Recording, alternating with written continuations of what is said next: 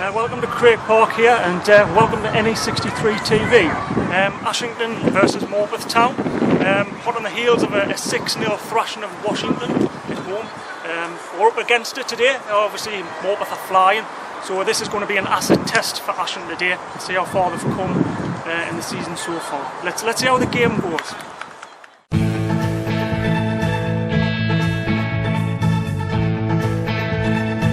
NE63 TV, bringing Ashington Football Club to you.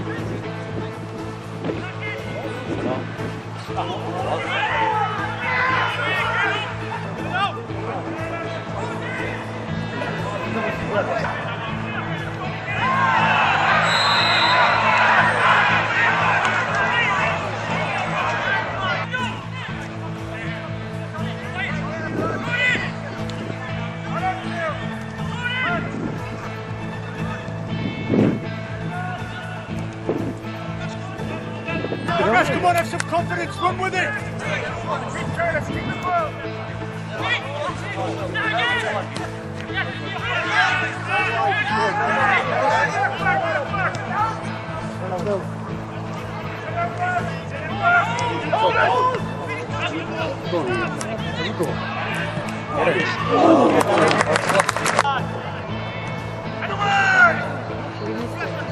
Oh, what a save! Caught up with Steve Harmison and asked him first about Saturday's impressive 6-0 victory over Washington. I thought Saturday we were helped, if I'm honest. I thought it's always nice to get off to a good start. A mistake by the goalkeeper give us a good start on the platform. You know, we're a young side who are only going to get better. But with young, you know, with youthful, you do sometimes get the odd mistake and you get the odd, you know, poor performance.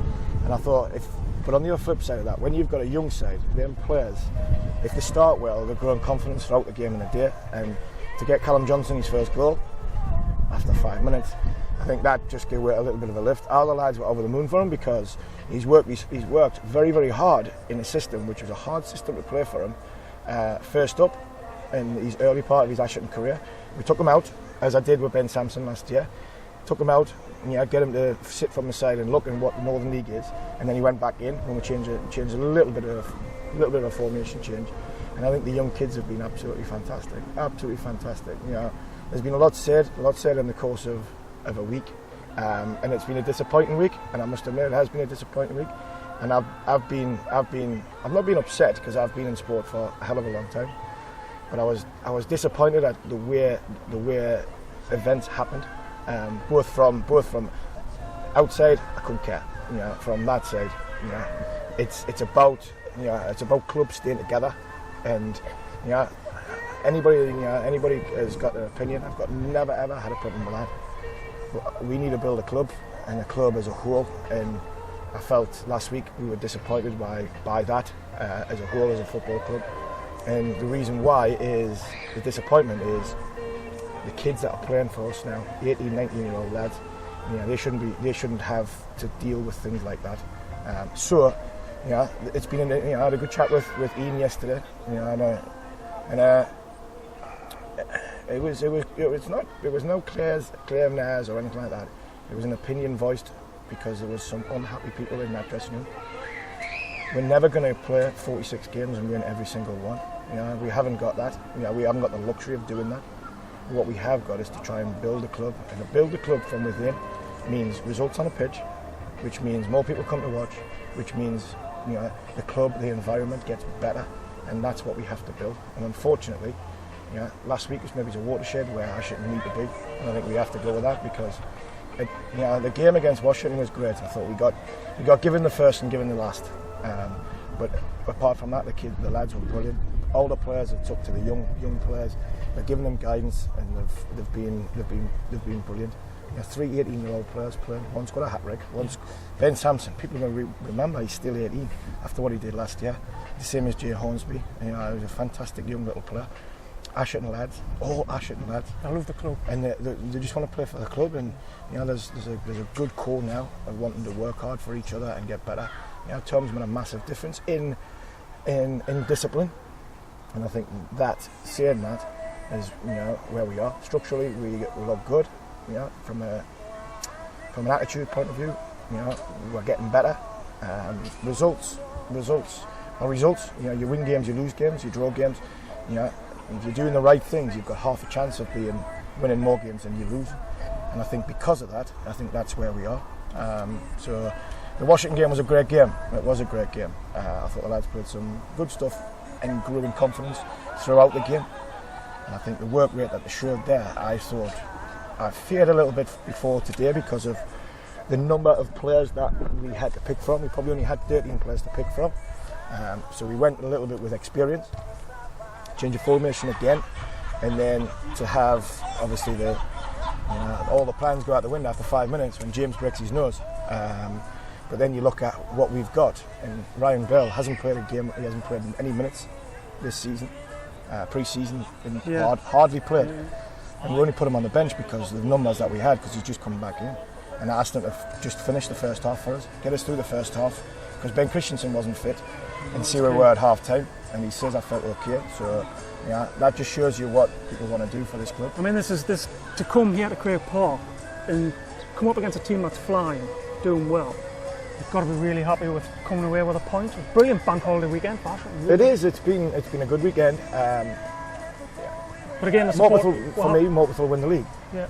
I don't see anybody as good as Morpeth in this league.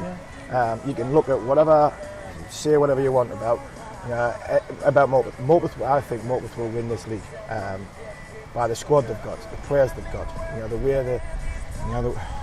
way they play. I think they'll win the Northern League. They've got good Northern League players who I believe should over the course of 40-odd games will win the league, which makes it even more of a great point. Now, I think we were the last team to beat them here 18 games ago. League games ago, they beat 18 games and they've won every single one of them since the year. So it just shows you the young lads and the way the work rate they've done. As for first half, I thought we had. Look, you're gonna have a lot of passage of play where Morpeth are going to have the ball. You know, we knew that. We set up that way, where we let them play in front of us and not let them come through us. And I thought the game plan we stuck to, and the lads did really well. I thought the chances in the first half were better for Ashington. Yeah. I thought Carl made 2 good saves, and there were just the angles weren't right for our headers, and Connor made a very good save, and we restricted the efforts from outside the box. Second half, I thought we tired a bit. Morpeth showed their quality. Can't imagine Nicky being too happy. He'd been very vocal in that dressing room at half time. We didn't come out. They came out, and they got the upper hand. And I thought the chances they had the better chances in the second half, much better chances. Hit the post 2 or 3 times. But at the end of the day, chances didn't win football matches. And to come away from a point after what Morpeth are and where I believe they will end up, I think is a good achievement for my players. I think towards the end, obviously, we had Damien coming through. That must have been a bit of a heart in the mouth sort of thing. A couple of games further on, I think he might have... A little bit. He might have gone through, but Damien was instinctive. He was instinctive. I think people said a couple of games on, he might have took it on a bit further. I don't think he would have. No. Damien would have hit that, and he would have hit that exactly the way he did. I think he's... The instinctiveness of Damien Stevens. I've seen him hit them from 40 yards because it's just what he does. It's great to see him back on the pitch. Because he went on to try and get us a goal, and within 5 minutes of him getting getting on for the goal, he had to play a different role.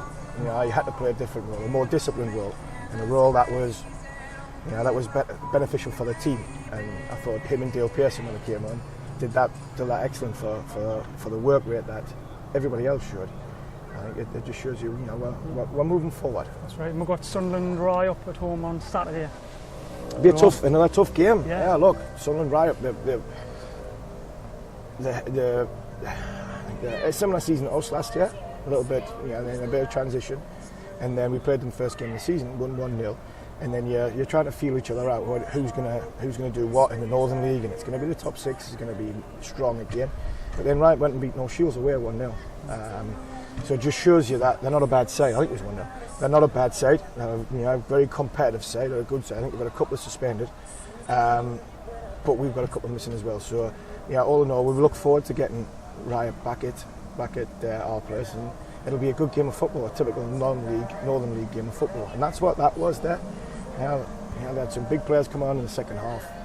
Balls went into the box. We defended well. Wayne Buchanan headed the ball at the end. It was an unbelievable clearance, and that just shows you what these lads are. Because an indifferent week is being put to bed. The club has to move forward, and there's things have to change inside this football club, because we need to be pulling in the right direction. Everybody, If we're not performing, then that's my thing. But to have a club going forward, it has to be a whole club and not just little fractions. And we caught up with Craig Scott for his reaction after the 1-1 draw with Morpeth. Really pleased. To be honest, I thought it was going to be a game where we came and scrapped and maybe came away for a point if we were lucky. But on the whole, I'm really pleased, and I thought we had plenty of chance in the game where I could have actually taken away 3 points. Near the end. Near the end. Obviously, you've stepped up as well as captain as well, and getting that goal. Yeah. To get the points for Ashington. Yeah. Talk us through it. Come on. It's a big one for me, to be honest. I had a chance in the first half with a header as well, where just tipped over. The keeper tipped it over the bar. And, I just thought at the end I saw a great ball in from Paul and thought, I'm on this. And I think Dale Pearson did a good job of pinning the goalkeeper, and 1-1. Pleased. Very happy. So we've got Sunderland Riot at home this weekend. Another tough game. Very tough. Played against them in the FA Cup at the start of the season. Physical side. Going to pick up a lot of points off teams, so we need to basically just go in and do exactly what we've just done that day, fighting hard and working for each other. All at Ashton involved here, we've got to be really positive the way the club's progressing and the start of the season so far. Everyone's got to be helped from the fan side and everything as well. Happy.